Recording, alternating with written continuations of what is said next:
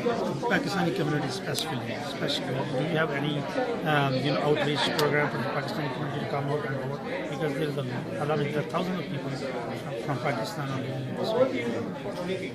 And over the years, it has been a real privilege for me to get to know a lot of Pakistani Americans. The area I represented back when I was in the Senate included the Adams Center, which is one of the largest mosques, and so a lot of the Pakistani community I got to know while I was a state senator in Loudoun and in Western Fairfax.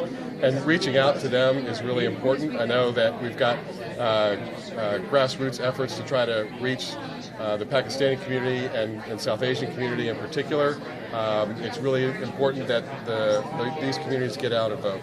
And education in Fairfax is one of the great pulls for people all around. What are your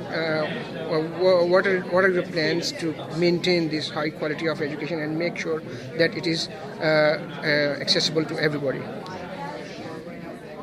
One of the things that we've seen, the trends that is growing all across the country, is that more and more jobs are going to require some kind of college degree or post-secondary education certificate. And that means for all communities, it's especially important to have a strong system of public education so that as these kids are growing up, they are career and college ready.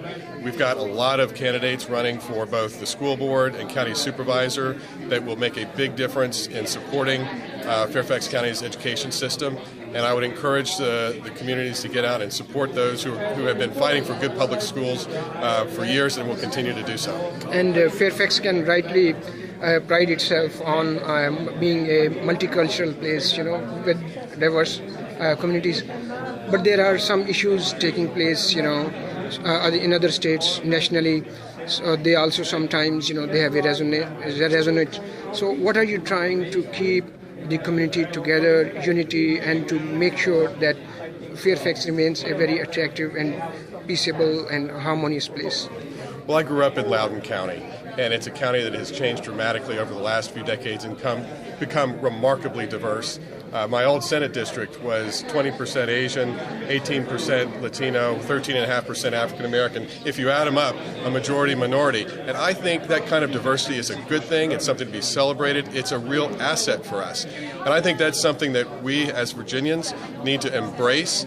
Northern Virginia has been a leader in that kind of building inclusive communities that are successful like this. And I think we can really show the rest of the nation why this kind of diversity is good. It's good for us economically, it's good culturally, and it means that I think if we're going to continue to be a leader in the world economy, we've got to embrace this demographic transformation, and it is a good thing for us in Virginia.